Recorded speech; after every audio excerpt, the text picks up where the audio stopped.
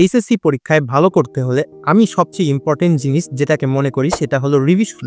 কারণ সময় অনেক কম, পড়া অনেক বেশি, ধীরে সুস্থে বুঝে শুনে পড়ে তুমি এগুলো মাথায় রাখতে পারবা না।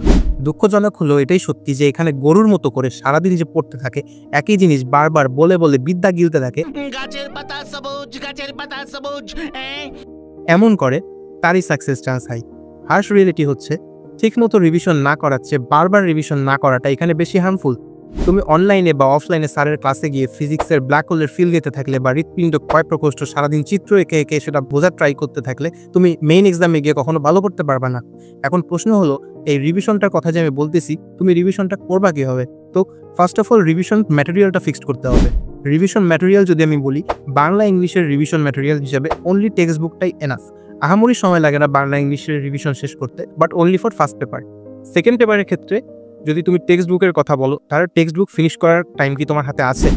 অল্প সময় কীভাবে বাংলা ইংলিশ কমপ্লিট করে জিপিএ 5 এনশিওর করতে হয় তা আমি লাস্ট ভিডিওতে ডিসকাস করেছি। যদি না দেখে থাকো তাহলে চ্যানেলের পেজে গিয়ে অথবা ডেসক্রিপশনে দেওয়া লিঙ্ক থেকে এই ভিডিও শেষে তুমি সেই ভিডিওটা দেখে নিতে পারো। আর চ্যানেলে নিউ হয়ে থাকলে অবশ্যই সাবস্ক্রাইব করতে পারো, because it motivates me to make better content everyday. Okay, coming back to the topic. ICT এর ক্ষেত্রে তোমরা জাস্ট টেস্ট পেপার সলভ করবা এই সময়, কারণ আইসিটিতে কোয়েশ্চেনের প্যাটার্ন তেমন একটা চেঞ্জ হয় না। So test paper solving only should be enough. সমস্যা হলো ফিজিক্স, কেমিস্ট্রি, বায়োলজি, ম্যাথ এগুলোর ক্ষেত্রে কি করবা? ফার্স্ট রিভিশন ম্যাটেরিয়ালটা ফিক্সড করা দরকার। আমার সময় আমি রিভিশন ম্যাটেরিয়াল হিসেবে রয়্যালের এইচএসসি কুইক প্রিপারেশন নামের একটা বইকে সিলেক্ট করছিলাম। এর কারণ ছিল এই বইটা বেশ চিকন ছিল, ছোট ছিল অন্যান্য বইগুলোর তুলনায়।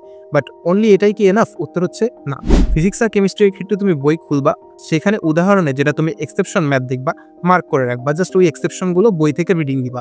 সেম ফর কেমিস্ট্রি, ফার্স্টে বইয়ে মার্ক করবা ইম্পর্টেন্ট এক্সেপশন রুলগুলো কোথায় আছে, অ্যান্ড সেগুলো তুমি অবশ্যই রিভাইজ দিবা। কারণ কেমিস্ট্রি হয় একেবারে ইজিয়েস্ট জায়গা থেকে কোয়েশ্চেন আসে, অথবা একদম এক্সেপশনগুলো থেকেই প্রতি বছরই কোয়েশ্চেন আসে।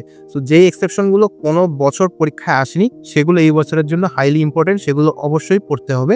আর ফিজিক্সের ক্ষেত্রে প্রতি বছরই কিছু না কিছু নতুন নতুন ম্যাথ আসে, সেগুলো পড়ার জন্য অবশ্যই এক্সেপশন ম্যাথগুলো পড়ার দরকার বলে আমি মনে করি। আর বায়োলজির ক্ষেত্রে আমার মনে হয় কুইক প্রিপারেশন বুকটাই এনাফ হবে, এর বাইরে আর বেশি কিছু পড়ার প্রয়োজন নেই। হায়ার ম্যাথে আমি পার্সোনালি বেশ উইক ছিলাম, আর আমার মতো যদি তুমিও উইক হয়ে থাকো তাহলে আমি বলবো যেগুলো তোমার নোটস আছে অনলাইন ক্লাসের, আর যদি সেগুলো না থেকে থাকে ওই কুইক প্রিপারেশন বুকটাকেই তুমি টার্গেট করতে পারো।